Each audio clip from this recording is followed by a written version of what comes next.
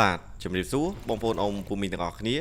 មានបងប្អូនណាខ្លះដែលមិនទាន់បានចេះផលិតមេជីអបម៉ូនសម្រាប់ជំរុញដំណាំរបស់បងប្អូនឲ្យបានទៅទិន្នផលល្អជាពិសេសប្រភេទបន្លែស្លឹកនិងដំណាំហូបផ្លែដូច្នេះក្នុងវីដេអូនេះបងប្អូនមកតាមដានទាំងអស់គ្នាក្នុងការផលិតមេជីអបម៉ូនធម្មជាតិជំរុញឲ្យការលូតលាស់ដំណាំរបស់យើងបានយ៉ាងល្អជាពិសេសប្រភេទដំណាំផ្លែឬប្រភេទបន្លែស្លឹកបើដំណាំផ្លែជំរុញឲ្យផ្លែរបស់យើងកាន់ផ្លែបានល្អហើយមិនស្អុយបាទនៅក្នុងរូបមន្តនៅក្នុងការផលិតមេជីអបម៉ូនរបស់យើងដោយបងប្អូនបានឃើញវត្ថុធាតុដើមនេះខ្ញុំមកបង្ហាញបងប្អូនគឺមានយ៉ាអ៊ូបាទមានM150ហើយមានទឹកត្រីមានទឹកដោះគោឆៅហើយនឹងប៊ីចេងពងមាន់ហើយមានកាពិបាទឬបងប្អូនខ្លះគាត់ហៅគីបាទហើយនេះគឺជាទឹកដោះគោជូរអញ្ចឹងសម្រាប់បរិមាណក្នុងការផលិតនេះបើបងប្អូនធ្វើតិចបងប្អូនអាចផលិតបរិមាណប្រហែលគ្នាទៅมันជាបញ្ហាប៉ុន្តែនេះគឺការផលិតរបស់ខ្ញុំគឺខ្ញុំផលិតច្រើនខ្ញុំប្រើពងមាន់ដល់ទៅ100គ្រាប់ប៉ុន្តែនៅក្នុងនេះខ្ញុំបង្ហាញបងប្អូនតែមកកត្រកនេះទេបាទដូចដែលខ្ញុំបានដាក់អញ្ចឹងក្នុងការយកពងមាន់នេះយកមកកិនគឺយើងយកមកប្របែកនៅតាមវិធីដែលខ្ញុំបានបង្ហាញបងប្អូននៅរូបមន្តមុនដូចគ្នាប៉ុន្តែខុសប្លែកយើងបន្ថែមនៅវត្ថុធាតុដើមផ្សេងពី3មុខទៀតដូចជាកាពិឬទឹកត្រីឬប៊ីចេងជាដើមបាទហើយនៅក្នុងរូបមន្តនេះគឺជារូបមន្តដែលបន្ថែមនៅវត្ថុធាតុដើមដែលជំរុញឲ្យអបម៉ូននេះកាន់តែមានប្រសិទ្ធភាពខ្ពស់ទៅលើការផលិតហើយមានគុណភាពទៅលើដំណាំរបស់យើងជំរុញឲ្យដំណាំរបស់យើងលូតលាស់បានល្អនេះគឺជាប្រភេទអបម៉ូនមួយយ៉ាងដែលបងប្អូនអាចផលិតបានដោយខ្លួនឯងហើយវិធីនៅក្នុងការផលិតដូចបងប្អូនបានឃើញហ្នឹងគឺយើងកិនពងមាន់របស់យើងទាំងសបកបាទពេលដែលយើងកិនពងមាន់យើងទាំងសបកហើយយើងយកពងមាន់ដែលយើងបានកិនចំនួន100គ្រាប់ហ្នឹងបាទគឺដាក់នៅក្នុងធុងស្ពេត្រូដែលស្អាតអីចឹងទៅបន្ទាប់ពីហ្នឹងយើងយកលបាយឬវត្ថុធាតុដើមដែលយើងមានទាំងទឹកដោះគោជូរទឹកដោះគោឆៅវត្ថុធាតុដើមដែលខ្ញុំបានបង្ហាញហ្នឹងមានទាំងកាពិមានទាំង M150 អីហ្នឹងយកមកច្បល់នៅក្នុងនេះតែម្ដង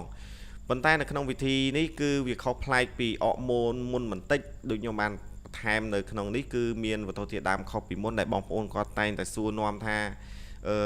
គាត់ចង់ដឹងណាថាមានអកម៉ូនណាដែលល្អទៀតអ្វីដែលវាល្អគឺអាស្រ័យទៅលើការផលិតអកម៉ូនរបស់យើងបានផលឬវាកាច់បានល្អតាមរូបមន្តដែលខ្ញុំបានបង្ហាញនេះអញ្ចឹងកម្រិតនៃការប្រើប្រាស់បងប្អូនប្រើទៅសម្រាប់ដូចខ្ញុំប្រាប់អញ្ចឹងបរិមាណវាប្រហាក់ប្រហែលគ្នាទៅមិនបាច់ក្រិតក្រំអីខ្លាំងពេកទេប៉ុន្តែខ្ញុំប្រើនៅក្នុងនេះគឺទឹកដោះគោរបស់យើងគឺខ្ញុំប្រើដល់ទៅ3មានន័យថា3យួរបងប្អូនបាទទឹកដោះគោជូរទឹកដោះគោឆៅក៏ដូចគ្នាដែរហើយប៊ីចេងខ្ញុំប្រើមួយកញ្ចប់ដែលយើងប្រើបរិមាណអកម៉ូនពងមាន់របស់យើងហ្នឹងគឺ100គ្រាប់មានន័យថាពងមាន់របស់យើងបងប្អូនជ្រើសរើសយកពងមាន់ដែលមានគុណភាពល្អជាប្រភេទពងមាន់ស្រែកាន់តែប្រសើរជាពងមាន់ដែលថ្មីកាន់តែល្អដូច្នេះនៅក្នុងរូបមន្តនេះគឺមិនខុសពីរូបមន្តដែលខ្ញុំបានបង្ហាញវីដេអូមុនទេប៉ុន្តែដោយសារតែបងប្អូនតែងតែសួរនាំជាបន្តបន្ទាប់ទៅលើការផលិតជីប្រភេទនេះហើយខ្ញុំក៏បន្ថែមនៅវត្ថុធាតុដើមឲ្យមានគុណភាពកាន់តែល្អជាងមុនតទៅទៀតបាទអញ្ចឹងយើងប្រើ M150 នេះគឺខ្ញុំប្រើដូចជា4ទៅ5ដបបាទអញ្ចឹងសម្រាប់បងប្អូនណែផលិតចង់យកទៅដឹងថាការប្របែកនេះគឺខុសពីការមុនបន្តិចគឺយើងប្រើចំណុះទឹកសម្រាប់ប្របែកតែម្ដងទីទៀតបងប្អូនមកតាមដានទាំងអស់គ្នាអញ្ចឹងក្នុងដំណាក់កាលនេះគឺបងប្អូនអាចយកបាទទៅយកជ័រអីក៏បានដែរយើងយកមកកោឬឈើងាប់មែកឈើណាដែលអត់ប្រតិកម្មហាមយកដែកឬរបស់របរណាដែលមានជាតិប្រេងជាតិខ្លាញ់អីជាដើមនិយាយរួមពេលដែលយើងផលិតគឺត្រូវតែល្អតែម្ដងហើយវត្ថុធាតុដើមយើងដាក់មុនក្រោយក៏អត់អីទេតែរបស់ណាដែលយើងគិតថាវាមិនងាយនឹងរលាយដូចជាប៊ីចេងកាពិបាទគឺយើងត្រូវដាក់វាមុនទៅបាទហើយនេះគឺជាមេជីអកម៉ូនដែលសម្រេចហើយស្រេចសម្រាប់មេជីអកម៉ូននេះយើងដាក់ដើម្បីកាន់តែប្របែកនឹងឲ្យខ្ញុំដាក់ពាក់កណ្ដាលសិនបាទខ្ញុំដាក់ពាក់កណ្ដាលគឺបន្ទាប់ពីចុងក្រោយគឺខ្ញុំដាក់បន្ថែមអញ្ចឹងខ្ញុំដាក់ប្រហែលជា2លីត្រទៅ3លីត្របាទសម្រាប់មេអកម៉ូននៅក្នុងការផលិតនេះហើយយើងយកទៅប្របែកតិចទៀតនឹងបង្ហាញបងប្អូនថាយើងដាក់ទឹកប្រមាណយើងគួរដាក់មេជីដែលយើងពងអាចច្បល់ហ្នឹងទៅក្នុងទឹកយើងបានប្រមាណ100ប្រមាណ1000លីត្របាទក្នុងការប្របែកនេះគឺបងប្អូនដែលគាត់ដាំដំណាំលក្ខណៈចំការឬបងប្អូនដាំលក្ខណៈបន្លែឬប្រភេទដំណាំនៅផ្ទះបងប្អូន đại aiផលិតបានគួរតែផលិតតែបងប្អូនណាដែលគាត់អត់មានដូចជាមេជីសម្រាប់បបែកឲ្យកាច់ព្រោះយើងសំខាន់ណាស់ការប្រើប្រាស់មេជីដើម្បីឲ្យវាបបែកវត្ថុធាតុដើមរបស់យើងឬបង្កើតបានពួកអតិសង្គមប្រានបានខ្ពស់ហើយធ្វើឲ្យជីរបស់យើងនឹងមានគុណភាពអញ្ចឹងបើបងប្អូនគាត់អត់មានពេលវេលានៅក្នុងការផលិតបងប្អូនអាចតំណមកខ្ញុំបានហើយនេះគឺជាស្កររងូខ្ញុំប្រើ2គីឡូបងប្អូនបាទគឺខ្ញុំប្រើ2គីឡូ2ទៅ3គីឡូបងប្អូនយើងដាក់ទៅច្រើនបន្តិចក៏អត់អីដែរបាទអញ្ចឹងយើងយកបរិមាណរបស់យើងហ្នឹងនៅក្នុងនេះអត់មានទាន់បានលាយទឹកទេគឺសុទ្ធសឹងតែបរិមាណវត្ថុធាតុដើមយើងទាំងអស់អញ្ចឹងមានន័យថាក្នុងធុងនេះអត់ទាន់មានទឹកដែលយើងយកទឹកធម្មតាយើងយកមកដាក់អីអញ្ចឹងគឺចំណុះវាយើងថា8-10លីត្រចុះធុងស្ពេត្រូណាបាទអញ្ចឹង8-10លីត្រនេះគឺយើងអាចយកទៅប្របែកធ្វើមេជីបានច្រើនមែនតែនបាទអញ្ចឹងបងប្អូនតិចទៀតមកតាមដានទាំងអស់គ្នាថាយើងប្របែកវាម៉េចបាទអញ្ចឹងវត្ថុធាតុដើមដែលបងប្អូនបានឃើញខ្ញុំណែនាំបងប្អូនហើយបងប្អូនណាដែលគាត់ឆ្ងល់គាត់គិតថាតើកម្រិតគួរប្រើប្រមាណទឹកដោះគោជូរប្រមាណដូចខ្ញុំប្រាប់អញ្ចឹងយើងដាក់ប្រហែលគ្នាទៅអត់អីទេបើសិនជាបងប្អូនធ្វើទីទួយឧទាហរណ៍ពងមាន់5គ្រាប់យើងដាក់ទឹកដោះគោជូរទឹកដោះគោហៅរបស់យើងហ្នឹងអាចដាក់ថា2កំប៉ុង3កំប៉ុងអីក៏បានដែរ 150 មួយកំប៉ុងអីអញ្ចឹងទៅបាទកាពិប្រហែលជា2ខាំ1ខាំអីទៅបីចេងយើងដាក់2-3ខាំអីអញ្ចឹងទៅបាទដាក់ប្រហែលគ្នាណាបាទបន្ទាប់ពីហ្នឹងយើងយកមកកូរវឹកដូចដែលខ្ញុំបានបង្ហាញនេះអ្វីដែលសំខាន់ក្នុងហ្នឹងគឺយើងមានស្កររងូបាទមានមេជីដើម្បីបបែកហើយមេជីហ្នឹងគឺជាមេជីអរម៉ូនដែលយើងធ្វើស្រាច់ហើយសម្រាប់បងប្អូនអត់មានបងប្អូនគាត់មានពេលផលិត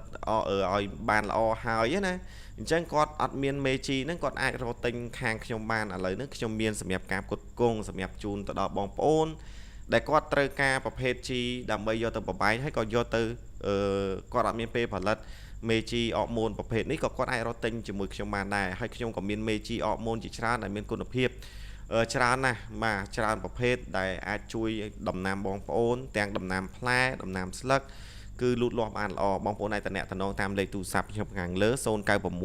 85 73265លេខនេះក៏ជាលេខ Telegram ផងដែរហើយនេះគឺខ្ញុំយកមកបង្ហាញ4ដបបាទទឹកសុទ្ធយើងមកដប1លីត្រកន្លះហ្នឹងបងប្អូនអាចយកមកប្របែកដាក់ទឹកសុទ្ធកដុងទឹកសុទ្ធក៏បានបងប្អូនអាចយកប្របែកដាក់កានធំក៏បានបាទអត់បញ្ហាទេហើយយើងយកមេជីដែលយើងកូរវឹកថាឡើងសពកូរចូលគ្នាហើយហ្នឹងគឺយើងអាចដាក់មួយស្លាបព្រាទៅ2ស្លាបព្រាសម្រាប់ទឹកប៉ុណ្ណឹងណាហើយបងប្អូនកូរវាឲ្យសពទៅតែជាទូទៅយើងដាក់ថាមួយស្លាបព្រាកន្លះឬ2ស្លាបព្រាទៅអត់បញ្ហាទេយើងដាក់រៀងច្រើនតិចក៏បានដែរប៉ុន្តែបងប្អូនគិតថាដាក់ចង់ឲ្យចំណេញអីចឹងអាហ្នឹងយើងដាក់មួយស្លាបព្រាទៅបាទអញ្ចឹងពេលដែលយើងដាក់ហើយគឺយើងអាចច្បល់នឹងកូរក្លុកវាតិចល្មមហើយយើងអាចដាក់ហាលថ្ងៃកន្លែងមានពន្លឺតែមិនបាច់ក្តៅខ្លាំងពេកទេឲ្យតែមានតែពន្លឺទៅបងប្អូនបាទគឺរយៈពេលវា1សប្តាហ៍ទៅ2សប្តាហ៍ក្នុងរយៈពេលនោះ2ថ្ងៃឬ3ថ្ងៃបងប្អូនព្យាយាមបើកកម្របក្លុកវាម្ដងវាពេល3ថ្ងៃឬ5ថ្ងៃទីដំបូងវាអាចនឹងឡើងហ្គាសខ្លាំងបន្ទាប់ពីយើងដាក់រៀងហាលថ្ងៃឬមានកម្ដៅបងប្អូនព្យាយាមកុំបើកកម្របវាឲ្យបន្តិចទៅឲ្យអុកស៊ីសែនវាចេញចូលយើងបិទវាវិញបាទទីទៀតខ្ញុំនឹងបង្ហាញបងប្អូនពេលដែលវាកាច់យើងអាចប្រើអញ្ចឹងមានន័យថាពី1សប្តាហ៍ទៅ2សប្តាហ៍ជីនេះគឺយើងអាចប្រើប្រាស់បានហើយប្រភេទជីនេះវាមិនខុសពពួកអតិសកម្មប្រានដែលបងប្អូនផលិតផ្សេងទេអញ្ចឹងខ្ញុំមកបង្ហាញបងប្អូននេះគឺយើងក្លុកវាហើយយើងយកទៅរក្សាទុកកន្លែងដែលល្អបាទអញ្ចឹងបន្ទាប់ពីយើងបានច្បល់មិញនៅក្នុងដបទឹកសុទ្ធនេះគឺកាននេះគឺយើងដាក់ទឹកវាពេញតែម្ដង30លីត្របាទយើងថាមិនដល់30ទេតែយើងថា30ចុះបាទអញ្ចឹងខ្ញុំប្រើមេជីរបស់យើងគឺ1លីត្របាទមេជីដែលយើងកូរវឹកដើម្បីដាក់ក្នុងកាននេះអញ្ចឹង30លីត្រយើងដាក់ជីរបស់យើង1លីត្របងប្អូនបាទយើងដាក់ច្រើនក៏បានដែរប៉ុន្តែខ្ញុំដាក់ប៉ុណ្ណឹងដើម្បីឲ្យជីនឹងឆាប់កាច់បានល្អអញ្ចឹងនៅក្នុងហ្នឹងពេលរយៈពេល1សប្តាហ៍ទៅ2សប្តាហ៍គឺវាអាចខ្លាចជាមេជីដែលល្អប៉ុន្តែបើជីដែលឲ្យដល់ខួបវាមែនតើយើងអាចទុករយៈពេលដល់ទៅ8ខែបងប្អូន6ខែទៅ8ខែគឺកាច់បានល្អហើយយើងអាចយកមកប្រើប្រាស់បានយ៉ាងមានគុណភាពហើយមេជីនោះក៏ខ្ញុំខាងខ្ញុំគឺមានសម្រាប់ជួយដល់បងប្អូនដែលគាត់ចង់ផលិតហើយគាត់ត្រូវការមេជីដូចខ្ញុំបានបញ្ជាក់ហើយក៏អធិស្ឋានទៅដល់បងប្អូនដែលគាត់តែងតែគិតថា